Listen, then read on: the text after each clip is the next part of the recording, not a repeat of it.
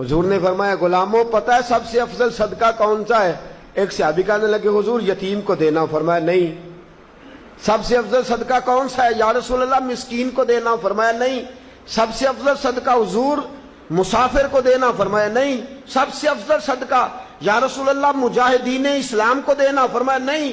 حضور پھر رسول پاک نے فرمایا تیرا رشتہ دار ہو اور غریب ہو، حقدار ہو، اور اگلے لفظ بڑے عجیب ہیں، تیرا رشتہ دار ہو، غریب ہو اور تجھ سے ناراض ہو، فرمایا کسی بھی طریقے اس کے گھر صدقہ پہنچا دے، سب سے افضل صدقہ کرنے کا ثواب لکھا جائے گا۔ محبوب پاک سید عالم صلی اللہ تعالی علیہ وسلم نے فرمایا لا يدخل الجنت قاطع، فرمایا جو رشتے توڑنے والا ہے جنت میں نہیں جائے گا، جو رشتے توڑنے والا ہے وہ جنت میں نہیں جائے گا۔ الذین ینقضون عہد اللہ من بعد میثاقہ ویقطعون ما امر اللہ بہ ان یوصل ویفسدون فی الارض، فرمایا جو رشتے توڑے گا وہ تو زمین میں فساد برپا کر دے گا، وہ زمین میں اولئک هم الخاسرون، یہ وہ لوگ ہیں دنیا میں بھی نقصان اٹھائیں گے۔